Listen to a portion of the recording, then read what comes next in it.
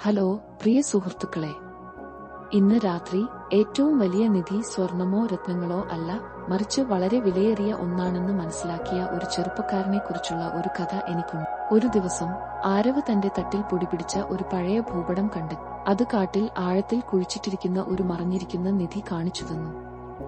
ആവേശഭരിതനായി അവൻ ഒരു കോരിക എടുത്ത് തന്റെ സാഹസികയാത്ര ആരംഭിച്ചു.